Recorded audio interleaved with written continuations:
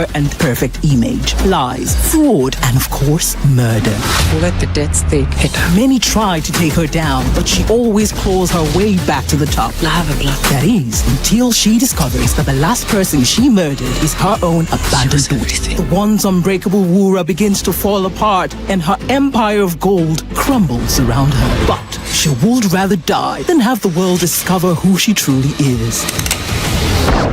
Catch Wura Season 4 on Africa Magic Showcase and available to all on Africa Magic Family.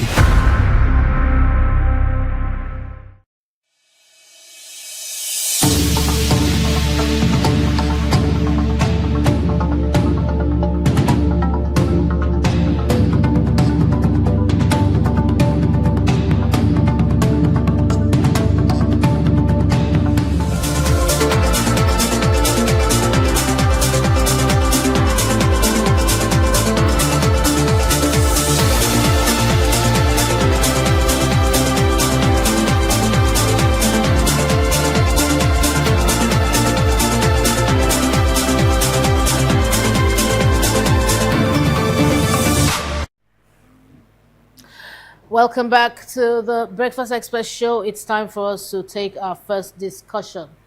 Why are certain commodities that we have in large quantity crazily expensive across Nigeria?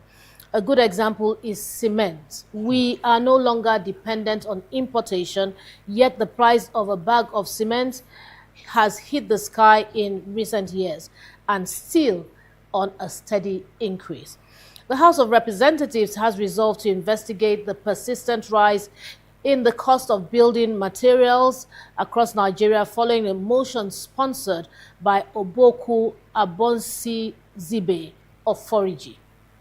Presenting the motion at a plenary, Foriji expressed concern that despite Nigeria's abundance of raw materials such as limestone, sand, granite, and timber, the prices of construction materials have continued to surge sharply, worsening the country's housing crisis. And we have reports from Comfort Olayinka.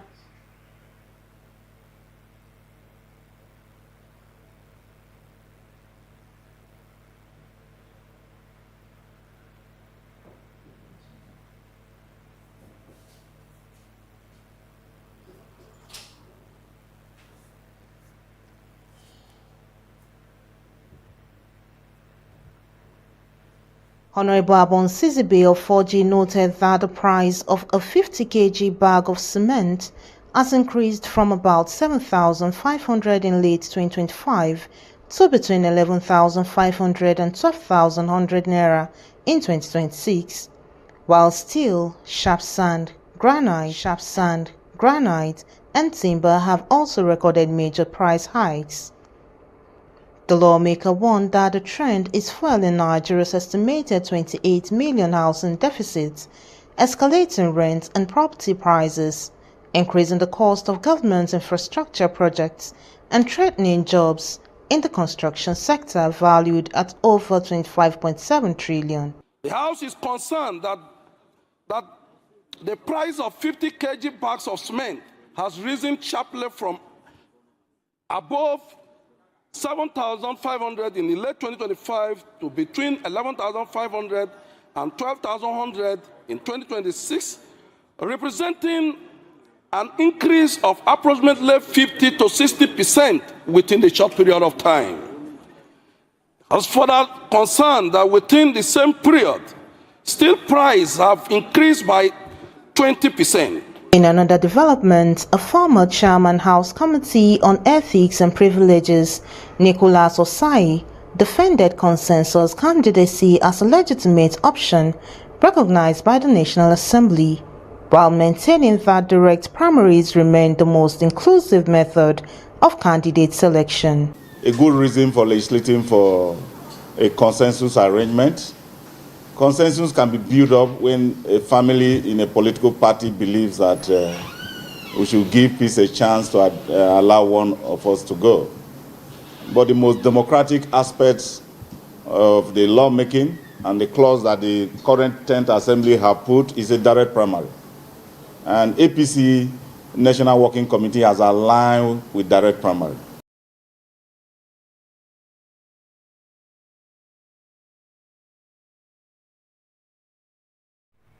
I will direct from Okay. Well, welcome back. Okwe, I mean, it's on the table for discussion. Both of us will look at it and we'll turn it inside out. And, you know, we're asking questions here. Perhaps we may not get the answers right away, but, you know, we'll be expecting calls to come in. We'll be expecting people to contribute to the program. And, of course, the number to call is 0707 3800959. Please be part of this program today. We never can tell. Maybe the right answers may come from the people, the viewer, the callers. All right. So, Okwe, here it is on the table. Everything is skyrocketing, is going higher and higher. And we're not talking about things that we're importing now. We're talking about things that we produce here in Nigeria, and the prices are skyrocketing on a daily basis. Now we start to ask ourselves, is it really a government problem? Is it a fallout or a ripple effect of certain things, certain government policies, or certain, you know, raw materials and all of that that come in for importation? What exactly is it that's making these prices skyrocket? There are a lot of factors, and when you look at this administration, there's been a lot of flexibility around the market forces dictating certain things. So the Minister of Finance just came out to say that they trust the market forces to, you know, liberalize the conversation. So in a way, when you have an economy that is this fragile, economy that depends so much on importation, an economy that depends so much on consumption, the bigger risk is to have monopoly or to allow monopoly to continue to thrive. How many cement manufacturers do we have in Nigeria? Potentially, how many can we have? Or how many should we have? So when you have two major power blocks, dictating the production, dictating the distribution, dictating the circulation in the market, it's for them to decide and say, today I want to sell a bag of cement for 12,000. Because you don't have alternative. You would have to buy. So I made that reference, if you could remember a couple of weeks back, that the guy that sells tomatoes for me, I was asking him that why do we have this rise? And he said because the tomato farmers in Nigeria prefer to export to Niger Republic and Ghana because they sell higher than they sell in Nigeria. So there are a lot of factors that come into this, but primarily it has to be security issues. Whether you like it or not, as long as the outskirts don't feel safe, as long as, when there were reports a couple of months back that in a cement factory in Ogun State, some expatriates were abducted at the site of a cement factory right there in Ogun State. So when there are issues like that, it's a combination of a lot of things. So one, we have monopoly. So we have certain individuals dictating the price. And that monopoly is being backed by the government because the government is also not doing what they should do. So when you push your responsibility to individuals, they have the right to wake up and say, today, I want to sell at whatever price I want to sell. Two, the market regulatory force is very low. The government don't exactly have a strong grip on the market because they've not subsidized the market enough. So people are complaining about the cost of housing, affordability and all of that, but you cannot blame me. Mm-hmm. If I'm buying a ton of granite, I was buying it for maybe 55,000 naira before. Now I'm buying it for 160,000. I'm buying a bag of cement. A bag of cement that was 5,500. It's not going for 13,000, 14,000. 2,500. So if I buy these things at this cost, how much is a ton of rod? How much do they sell granite, sharp sand, all of these things? So you're not going to tell me how much I will place my rent because you did not subsidize what I bought in the market. How much are they selling a pack of tiles now? Kitchen things, all those electrical fittings, they are very expensive. So when you have certain individuals monopolizing the market, would wake up every day. Do you know how high cement had gone in the last 4 years? Mm-hmm. 1 week it is 8,015 naira. The next week is already 11,000. It comes back to 10,300. Then people are excited. It go back again to 12,010 naira. Okay, are you building a house somewhere? No, so Because no, you're giving me facts and figures. Yes. And I can substantiate these facts. And I like So the way the producers I'm always do. starting to suspect. Yes, now you. they'll remove like 300 naira. You people will be happy that cement has come down. Then the next price will go 700 naira. So the 300 naira they remove, they've added 400 naira to it. So it's a problem. Cement especially. Because we have in excess. We have absolutely no reason to be selling. We don't import cement in this country anymore. We have a call on the line. Let's take this first call. Hello, good morning. Good morning.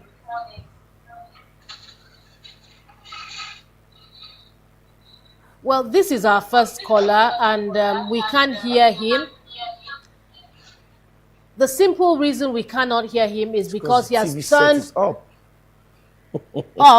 the volume of his television set. And so what we always say to you before you call, please turn down the volume of your television set so that we can hear you. You know, the whole essence is for us to hear you, for you to be able to contribute to the program. If you don't turn down the volume of your TV set, I think it's an effort in futility because we won't be able to hear you. You don't need to hear yourself, if you know what I mean, because you're the one speaking. So please, for everyone who's going to be part of this program, please turn down the volume of your television set before you call us. Otherwise, you're just going to be eating into our time unnecessarily because we won't be able to hear you. All right, okay. Yes, so the government have to be proactive about this. The times are tough, and it's difficult these days to put things together. And so if the government feels the market forces are trusted enough to dictate pace, then they should know that Nigerians would have to feel it. And I've always said it, there's no economy in the world that does not subsidize things. There's no economy in the world that does not provide incentives at difficult times. If you look at the economy, for instance, of the United States, of Canada, or Britain, they subsidize their health sector heavily. That is why even an immigrant can still enjoy free medical services. Free. My cousin's wife gave birth in November last year, and on a video call, if you see the gifts that she went home with, free in Canada. So when you have a country that refuses to, spread the wealth across for every citizen to enjoy. And it's not that they don't know how to do it. It's not that they don't know that this happens in other countries. The only thing that is being subsidized right now, if you ask me, is politics. Everything is being subsidized. How is politics subsidized? Okay, good. I love that question. Okay, I'll tell you. For example, you're in politics, we're both in politics, and you want to buy a form, that costs like about 100 million. I'll buy it for you. I help you to keep your money. I help you save your money. That's the only thing that's being subsidized right now. Investor. If you ask me. So, I mean, there are certain words we cannot use on television, but I wish I was having a one-on-one. I probably would use certain words because it's like they don't understand that they are in those positions because of us. They're supposed to be looking out for you and I. And if they're not doing it, what they should do then is to say, you know what, we can't do it. We don't understand how to do it. We only know how to look out for ourselves. So you know what, would like to step down. We're not honorable. We're not ready to serve the people. It's all about us and our pockets. Guess what? What goes around comes around. I will say it on every program. Every program, because what goes around comes around. This is an extended family system in Nigeria. We have cousins, we have in-laws, we have all sorts of relatives. My brother's uncle's wife's sister's friend. You see? And somehow, one day, it's going to come around. And they say, he who wears the shoes knows where it pinches. Listen, when it comes around to that person who is closer to home, you will understand that it started to hit home. Right now, we're still playing. But guess what? The only constant thing in life is change. The change will come, whether we like it or not. So, you know what? The people that are being oppressed, let them be patient. It's coming round. This table's turn. There's nothing anybody wants to do. It must turn, okay? I've seen oppressors also feel oppressed. And in most cases, many people cannot even take what they're dishing out. They can't. It's a struggle. Because you've always seen yourself as someone being in the position of advantage. So when you become the disadvantaged person, they cry and they shout. I really hope that the government will look into it, because whether we like it or not, all of these numbers, these GDP figures being brought up by the Nigerian Bureau of Statistics does not transmit to good governance. Oh, our GDP had gone up 5.2%. Is the quality of life of the people going up? Is it getting better? Are the people feeling safer? So when the ADC is saying that transmit these your statistics to quality life for Nigerians, that is what the opposition should be saying. Okay, you see, what you said, that they can't take most of these things. It's the same thing playing out for Adams Oshiomhole today. And you know, we discussed this behind the camera. He was in a very good position. He fought for the masses, and then he now became a leader. Became part of them. He became a leader. He became part of them, and he was doing the same things that he said, you know, that he didn't want government to do to the people. He was doing to the people, and now he's trying to, you know, get back that name. Well, I hope he does. All right, Dokwe, we don't have time, so we can't go on. We'll take the next topic, and that's going to be by you. Okay, and let's look at the second story. In the wake of the crisis in South Africa, which has affected many Africans and caused the death of 2 Nigerians, former Minister of Aviation, Femi Fani-Kayode, has revealed that President Bola Ahmed Tinubu has approved his redeployment as Nigeria's ambassador designate to South Africa. Fani-Kayode disclosed this in a statement yesterday, explaining that the decision followed his request to be reassigned after he was initially nominated for the diplomatic posting to Germany. According to him, he formally communicated his concerns about the Germany's posting to the Ministry of Foreign Affairs and requested consideration for redeployment to South Africa instead. Okay, we're looking at xenophobic attacks against Nigerians and other nationalities in South Africa. Well, we said it in passing. Femi Fani-Kayode to South Africa. What do you think about that? Well, you know, like I said, Femi Fani-Kayode is a suitable candidate if he takes away his anger. Because he's somebody who, you know, hitherto I used to look at as being a very polished young man. And I remember having a series of interviews with him back in the 80s. And at that time, you know, this man had a lot of finesse, and he was well respected by me. And then all of a sudden, I see a completely different human being, you know, on the pages of newspapers, on television, you know, throwing punches, exchanging words. And, you know, I try to marry the two Femi Fani-Kayodes, you know. The one you knew and the one you are seeing. Exactly. And I'm not able to quite do that. And I start to say to myself, then something has gone wrong. Of course, people insinuated that he was on all sorts of whatever, he was using certain things. That was not, those were allegations.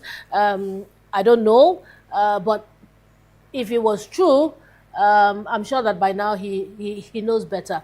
And for Femi Fani-Kayode to say he didn't want to go to Germany, he knew why he didn't want to go to Germany. And if he was offered another posting, I think it's time to say to himself, you know what, I've been given an opportunity. Prove yourself. It's time for me to prove myself.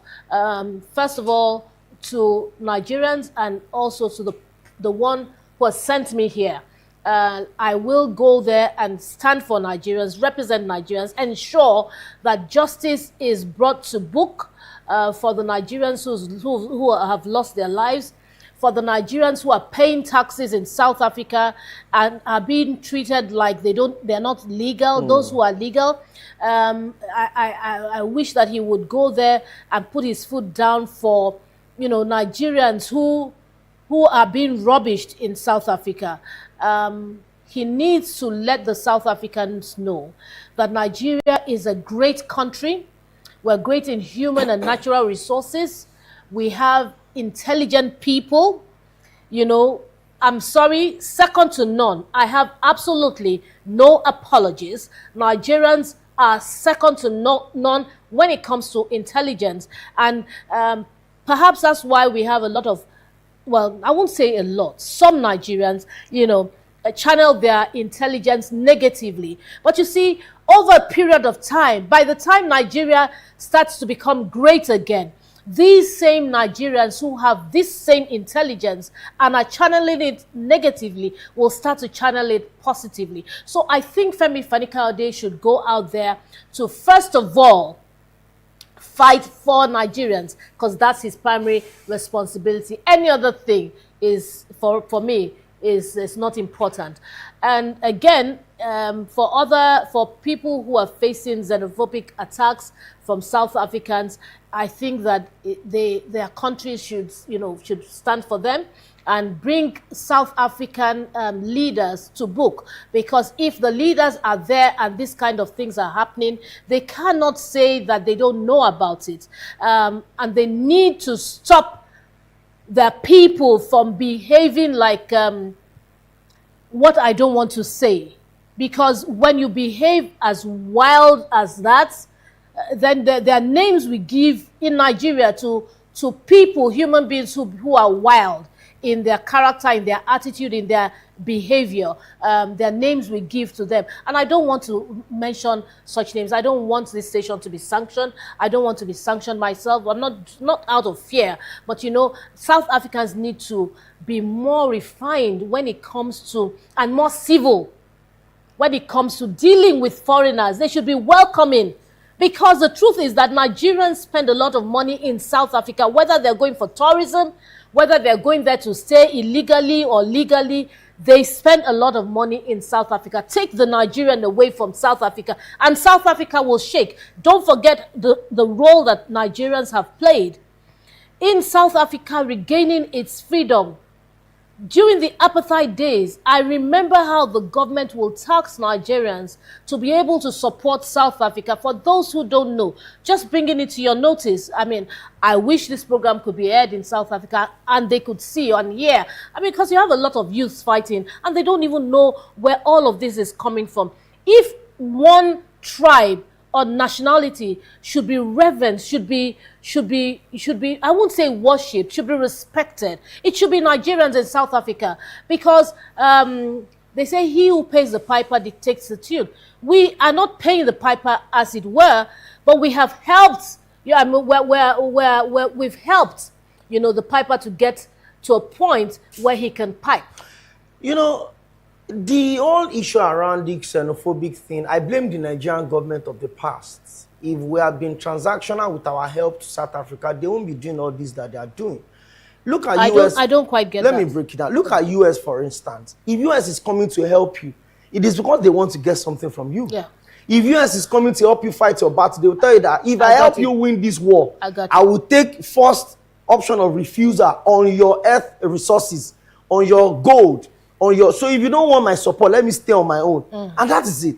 But Nigeria went with a big brother energy from fighting during the World War in China, fighting. Look at what happened. See, South Africans are doing this now. God forbid that anything happens to Nigerians in Liberia. They will forget the role that Nigeria played during the ECOMOG. God forbid anything happens in Sierra Leone. They will forget the roles that Nigeria played in Sierra Leone. God forbid anything happen in Benin Republic. They will forget what Nigeria did in December when they had a coup. Saved their democracy. Yeah. Because we kept going there like big brothers. We're not having options. South Africa, I'm going to tax my civil servants to push whatever the ANC was doing. But in return, in the next 50 years, you'll be visa free. My citizens coming to your country. Oh, I'm going to support you, don't worry.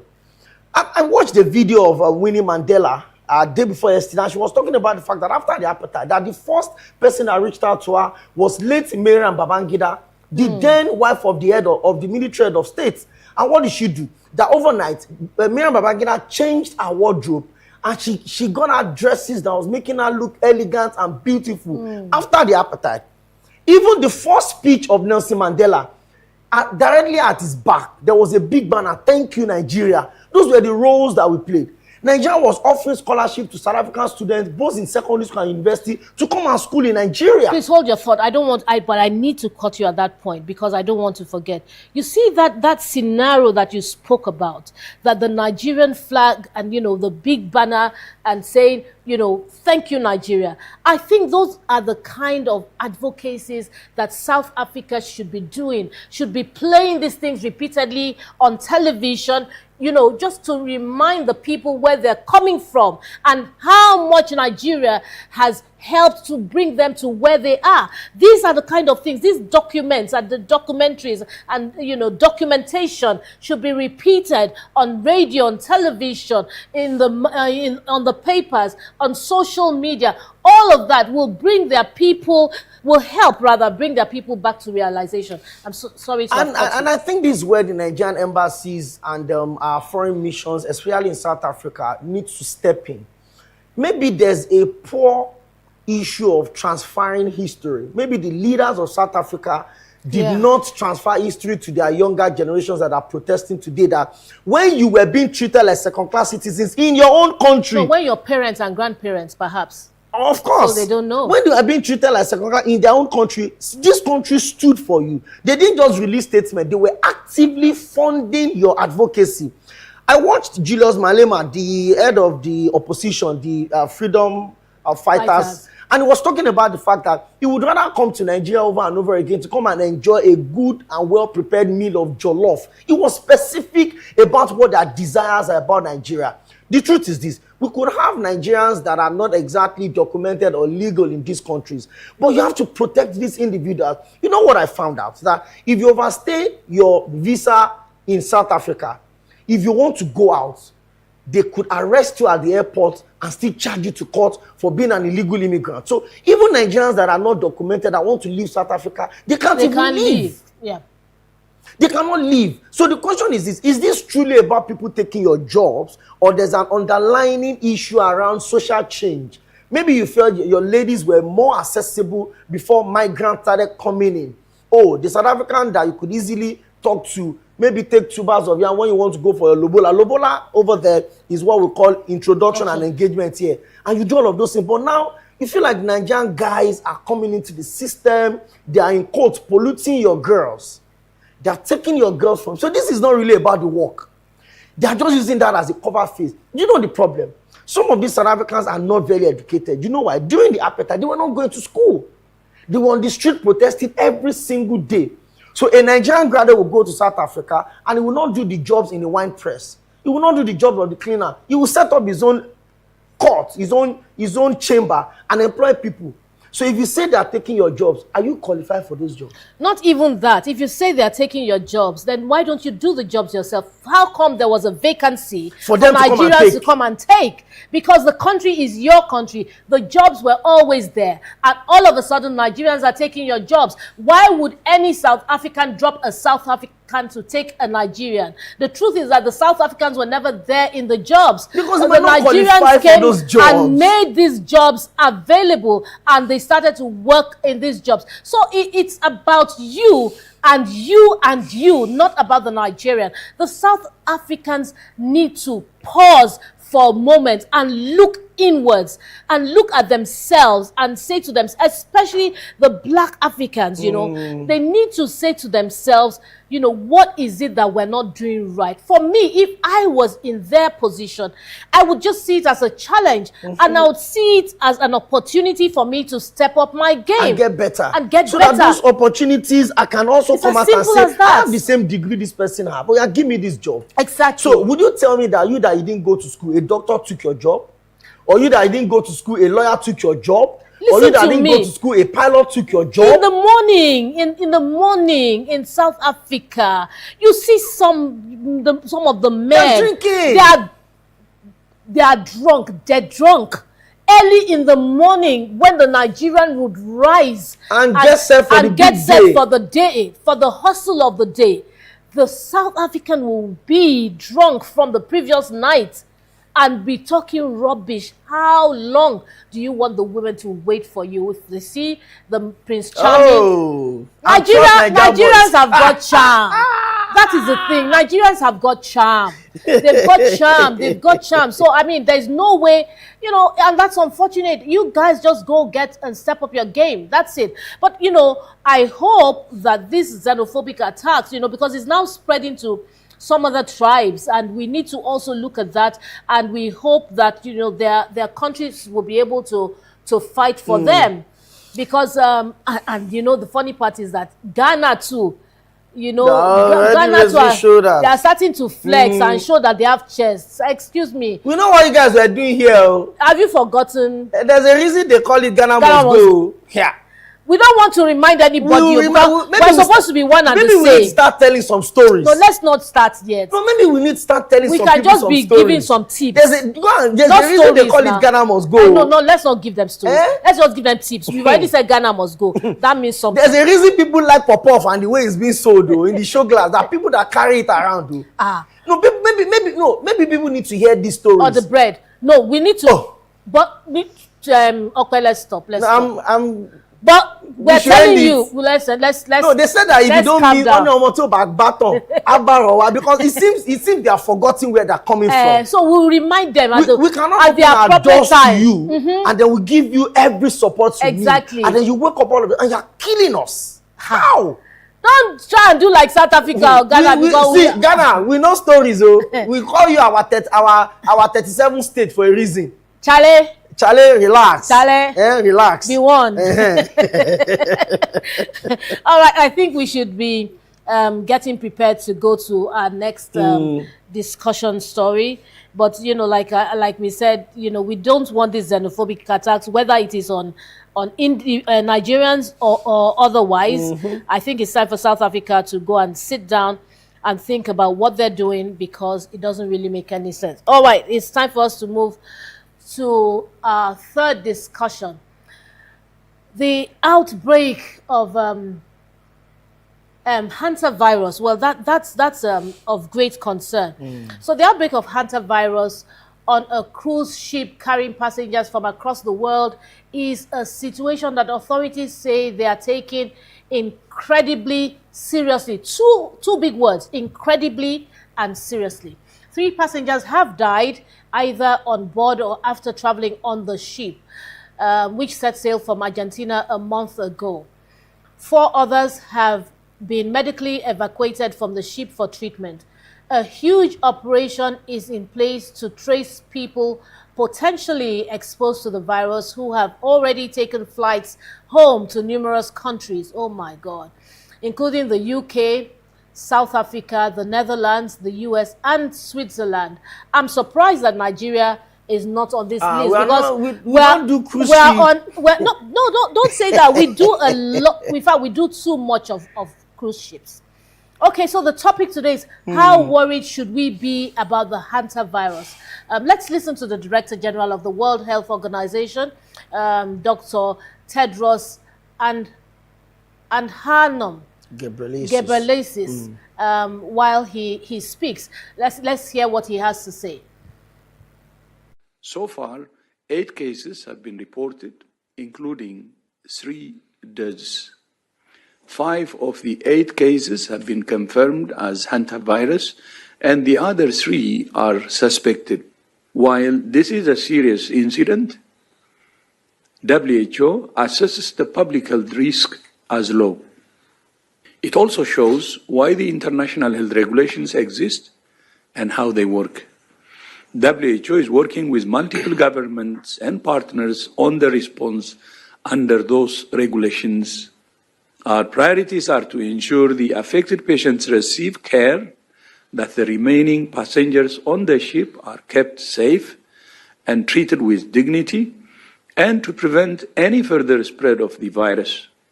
I asked Prime Minister Pedro Sanchez of Spain to accept the ship, which he agreed to do, and I thank Prime Minister Sanchez for his generosity, solidarity, and meeting his moral duty. The ship is now sailing for the Canary Islands, and we're confident in the capacity of Spain to manage this risk, and we're supporting them to do so. Once again, we assess the risk to the people of the Canary Islands as low. WHO has provided guidance to the ship's operator on the management of health on board the vessel. A WHO expert boarded the ship in Cabo Verde and has been joined by 2 doctors from the Netherlands and an expert from the European Centre for Disease Prevention and Control, who will stay on the ship until it reaches the Canary Islands.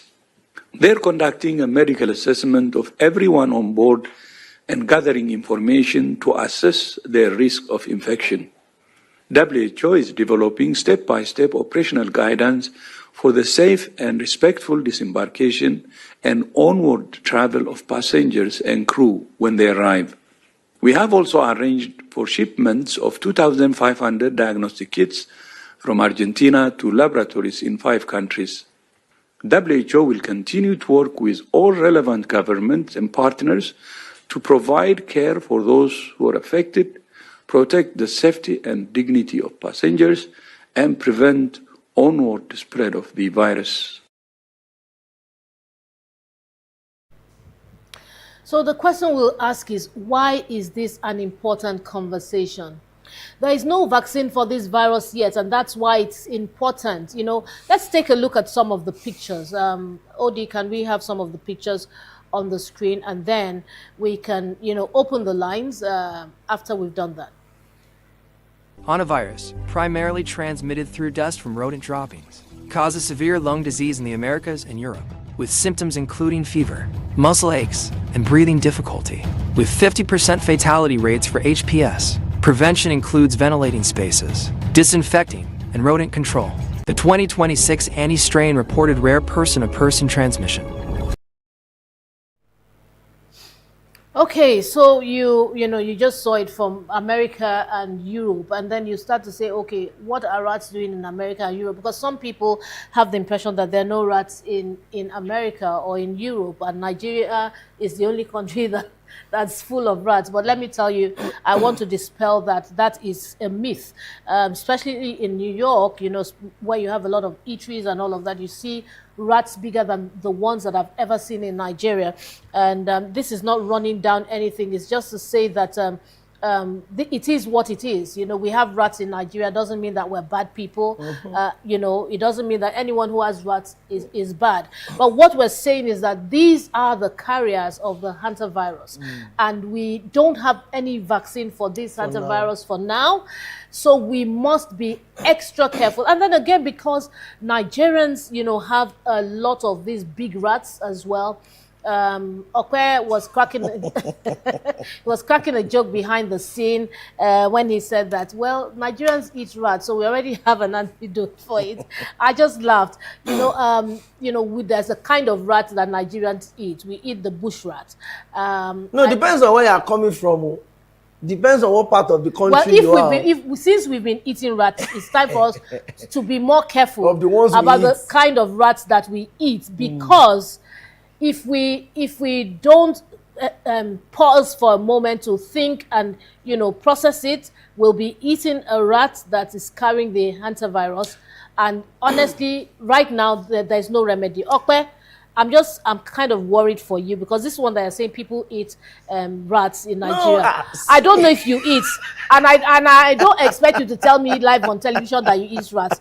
But as my own person, my personal person, I'm trying to. You don't get it. I'm trying to advise you. Okay, please, before you eat the next rat, and you check well. Cook it well. No, don't cook it well. Just avoid it. Avoid it for now. You know, it's the fact that the World Health Organization could raise such a very huge red flag, means that it's something they're taking extremely serious. And you may think, it's far from us. That was why we thought COVID could never come. COVID-19 was far. It's a Chinese disease. The Asians will curtail it. Guangzhou is far from Lagos. Before you know what was happening, we're struggling badly with it. Ebola is not here. We'll contain it. Before we know what's happening, it took some people paying the ultimate price for us to get safe as a country. And I really hope that the Nigerian government is also being on standby in terms of how, God forbid, it comes into the country, because the world is such a global village. Somebody can be in Argentina today and be in Lagos tomorrow. And so if you don't have the relevant, mechanism to check at the point of entry, and then the person comes into the country, although good enough, it is not yet traced to have a direct communication, like, human to human transfer yet. It's still going through some clinical process to establish if it can be transferred like Ebola or like COVID. So it's picked up from the droplets of rats. If rat feast on your food or you pick the droplets, that's where it can be picked up for now. All right, while we're at that, I'm just wondering where all our callers have gone. Is it because of the rains? Is the network bad? What's going on? We're expecting you to call us, and the number you can reach us is 0707 3800959. 0707-380-0959. Please, we're expecting your calls. Try and reach us on the program today. We're actually missing our callers, our regular callers especially. All right, the hantavirus is what we're discussing, and we're looking at keeping safe. We haven't gotten out of the coronavirus thing yet. We are still trying to manage. The world economy crashed with the coronavirus, and it was when coronavirus came out that people started to work virtually. That's when this whole thing took over the world. So we don't want the hantavirus because we don't know what else is going to come and take over the world. Please, let's, try and recover from coronavirus before this new one comes. And I really hope that they're able to do the contact tracing. That is really very important. You know why? Because that man who has gone to England, the man who has gone to Switzerland, the one who's gone to America, will have a Nigerian friend, a Nigerian colleague, a Nigerian swimming partner. South Africa was even listed on one of those countries. And with this one that is happening now, Nigerians coming to South Africa Nigeria now, we have to be very careful. We have to be extremely careful. And so, yesterday when we were talking, we're saying we may need to go the way of COVID in terms of prevention. So please, if you have your face masks or nose masks, just keep them close to you, put them in your pocket, put them in your bag. When you're going into a crowded place, use them. Try and sanitize your hands. Make sure you have sanitizers in your purses and in your bags. It's about to go up again. Make sure you wash your hands all of the time. When I get home, the very first thing I do is wash my hands. I've been used to that from childhood, so it wasn't difficult for me to do it during COVID. So some people need to do that all the time. Let's just keep it safe. It's better to be safe than sorry. And I also hope that the federal government will start sensitization program now. Right now. During Ebola, a lot of people died from misinformation than from the Ebola itself. I remember that time I was part of a team doing a project in Kaduna State. People were putting salt inside water to bathe. And do you know how many people died because of misinformation? A lot of people. No, but I don't think the government will tell them to put salt in water. No, that's what I'm saying. They were misinformed. The people on the street were telling them something different. Okay. And the government was not providing good enough information for them to believe those things. So people were bathing with salt, people were bathing in the afternoon. People were doing so many things that was counterproductive to their health. And people were dying even before they picked up the Ebola. So this is the point where the government needs to start talking to the people. And more importantly, they must be language sensitive. Don't go and use English in a community where Igala language is more appropriate. Don't go and use Yoruba in a community where Pidgin is more effective. And I think this is where the National Orientation Agency, they've been enjoying salaries, doing almost nothing. The Central Ministry of Information, this is where they need to start reaching out to the people, start talking to the people, so that because one of the things that really affected us the most during COVID was the fact that we're just coming out of recession as an economy. Then COVID just came and just hit us. Bam, everybody. Just put us back. So we're struggling. God forbid that anything happens to this economy as we are now. We are better than this in 2019, and we struggled. God forbid that anything happens and then we have to shut down the economy where we are right now. A lot of people would die. It will be shutting down a lot of lives, So we really need to ensure that the government does what it's supposed to do. We must, sensitize the people. We must inform them. We must educate them, tell them exactly what the hantavirus is, how to avoid, getting the hantavirus. We'll tell them how to keep safe, and just general hygiene rules. Is very important. And I think the government should look at reviving,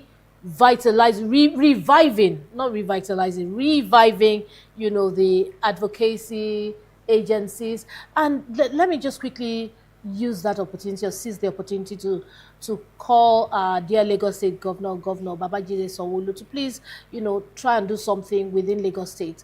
As usual, Lagos State always swings into action, so we don't want to wait. We want to be proactive. We don't want to be reactive. This time, we want to start to set the ball in motion so that people would be on top of the game. I remember during Ebola, you mentioned Ebola. Mm-hmm. Yes, Ebola was the one that was really, really even more deadly than coronavirus, than COVID.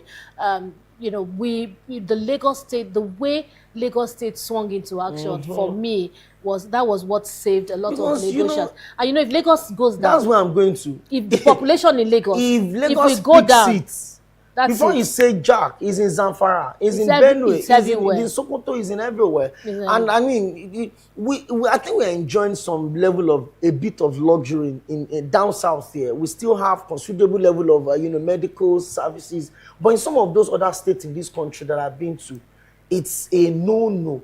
So we are. Okay, I also think that education is very important. Mm-hmm. I tell people education is not a scam. People think education is a scam. It's not a scam. Education is very important because you see, for example, people that were bathing with salt, if they knew better, they wouldn't have done it. Mm-hmm. Nobody wants to die. You know what I'm saying? But because they just take it hook, line, and sinker. I was buying something from somebody, and they brought a little baby. I think another person who sells within that market brought her baby. The baby was covered with rashes, and she was recommending that they use, I can't remember what it was, and in my mind I'm like, no way. I couldn't even believe it. I couldn't believe it. But you see, that's the way it is. One person will say use this, and because within their community it spreads fast. Yes, they believe themselves, they trust themselves and all of that, and they keep doing these things. And then I wanted to leave without saying anything. Well, you couldn't. But I couldn't. So I just said to them, I said, why don't you take the child to see a doctor? But before that, perhaps you should use calamine lotion so the child can get some relief. That was as much I could do. And so that's how information is passed around, and it's incorrect information. So that's why the government needs to swing into and action. we're also doing the best we can. Yes. As part of our social responsibility as a media, we're sensitizing the people and they're making them understand that if, God forbid, antivirus eventually pops into the country, you have to take all the precautionary measures that are made available to you. If you don't believe in, unfortunately, there's no vaccine for it yet. Some people didn't believe in the coronavirus. A lot of people didn't take it. Well, I did. And I'm proud I did. Because there are a lot of myths around, they took it, it will make you infertile, it will make you obese, it will make you this, it will make you that. I'm here, I'm bouncing. Good. You're not obese. I'm not. You're not ill. No, I'm You're not. not infertile. I'm good. You're good. I'm good. All right, good to go. All right, really, that's the much we can take today on the program. Thank you so much for joining us, for staying tuned, for watching the program, whether on YouTube, whether on your television sets, terrestrial, or whether on, through any other means. Thank you for being there with us and for us. This is the last for this week. We're going to take a break tomorrow and Sunday, but we will, by the grace of God, return on Monday with the Breakfast Express show. I don't know why we didn't have enough callers today, but we'll be expecting your calls on Monday. Please, join us on Monday for another edition. And stay safe. The rains are here now, and I hope that the government would also act and keep the people safe. My name is Okpeyemi Akiyande. Enjoy the rest of your weekend and join us on Friday. On Monday, rather. Apologies. Okay, so when I want to talk about Okpeyemi and I say Okpeyemi Akinode, I'm just mimicking him because Okpeyemi is the one man on television who always calls his name twice. You know, for emphasis, just in case you don't know, it is Okpeyemi Akinode. All right, my name is Tong Aderele.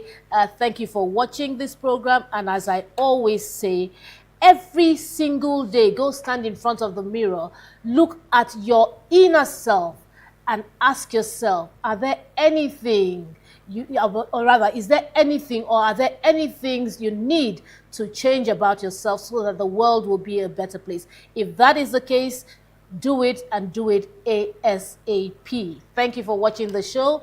I hope to see you again on Monday. Have yourselves a good weekend. I sure will, by the grace of God.